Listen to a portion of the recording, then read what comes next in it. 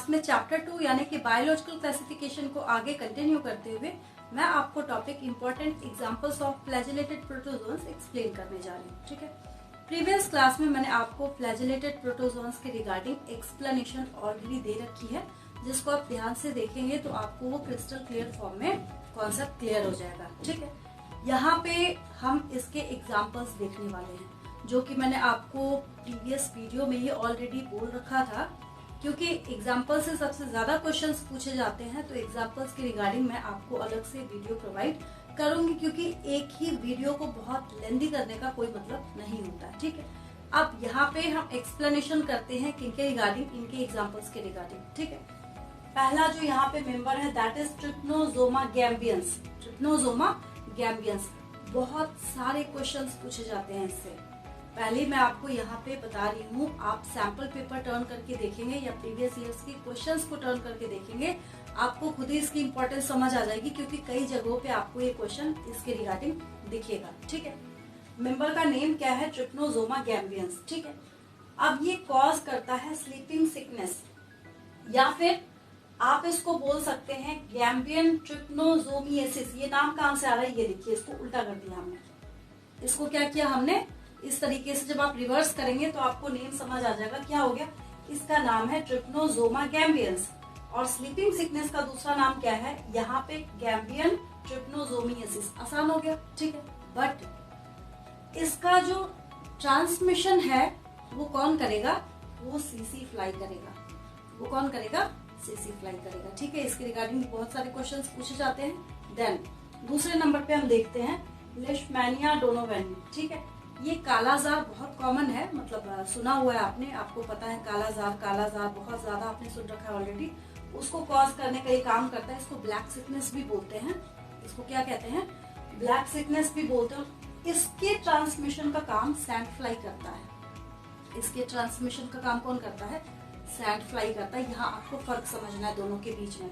इसके trypanosoma gambiense जो है, इसको पहुंचाने का काम कौन करता है? सीसी फ्लाई करता है, यहाँ पे ट्रांसमिशन का काम। बट लेशमैनिया डोनोवेनी के केस में यहाँ पे ट्रांसमिशन का काम कौन करता है? सैंड फ्लाई करता है। ठीक है, देन यहाँ पे एक और इम्पोर्टेंट एग्जाम्पल है। खैर एग्जाम्पल्स है तो सारे इम्पोर्टेंट ही है, और भी बहुत सारे एग्जाम्पल्स है, बट मैंने यहाँ पे उसमें से भी सिलेक्ट करके जो मोस्ट टाइम्स पूछे गए हैं उन्हीं को लिख रखा है। ठीक है, नेक्स्ट है ट्राइकोमोनास वेजिनेलिस। नाम क्या लिखा है इसका मैंने?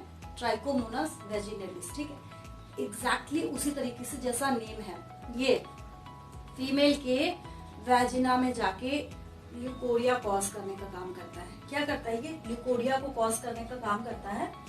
तभी मैंने यहाँ पे लिख रखा है it inhabits vagina of women. ठीक है, ये फीमेल्स के वेजिना में जाके क्या करता है? ल्यूकोरिया कॉज करने का काम करता है। इचिंग वगैरह की प्रॉब्लम होती है उसमें। ठीक है, देन हम यहाँ पे बात करते हैं ट्राइकोमोनास होमिनिस। नेक्स्ट क्या है हमारे पास?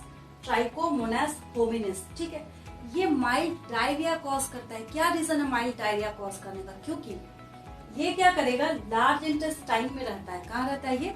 लार्ज इंटेस्टाइन में, जिसकी वजह से क्या करेगा? ये माइल्ड डायरिया कॉज करता है। ठीक है, resides in the large intestine। आपको यहाँ पे ध्यान देना है कहाँ पे, किस ऑर्गन में जाके ये रह रहा है, कौन सा इनका टारगेट ऑर्गन है, कौन वेक्टर है, कौन ट्रांसमिट करेगा, ये सारी चीजें आपसे एग्जाम्स में पूछी जाती है। ठीक है, देन नेक्स्ट है यहाँ पे ट्राइकोनिम्फा कैम्पेनुला। ठीक है, ये बहुत स्पेशल है।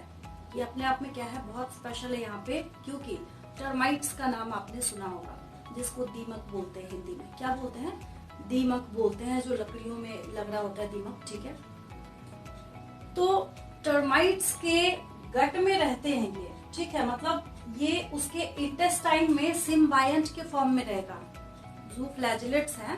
कैसे हैं?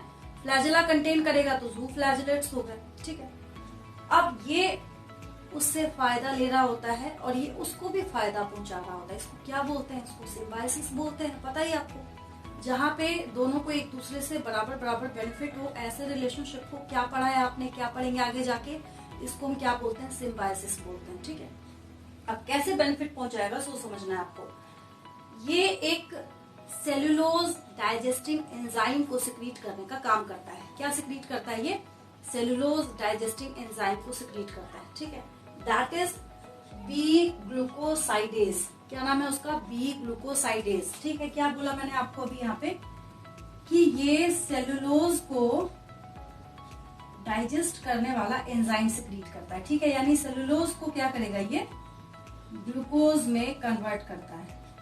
ये एंजाइम क्या करेगा, सेलुलोज को ग्लूकोज में कन्वर्ट करेगा। तो ये जो मिला इसको ग्लूकोज, ये दोनों यहाँ पे क्या करते हैं, आपस में मिल बांट के उसको कंज्यूम करके और सरवाइव करते हैं। तो यहाँ पे अगर ये टर्माइट्स के पास ना हो तो टर्माइट्स का काम नहीं चलेगा, और इसको भी तो चाहिए खुद को सरवाइव कराने के लिए। तो ये किसके ऊपर डिपेंडेंट है, टर्माइट्स के ऊपर डिपेंडेंट है। ठीक है, बाकी सब, हाँ टर्माइट्स के लिए ये बेनिफिशियल है, और बाकी सबको मैंने आपको पिछली क्लास में भी बोला था, इसके बहुत सारे मेंबर्स ऐसे हैं जो विलन्स की तरह रोल प्ले करते हैं।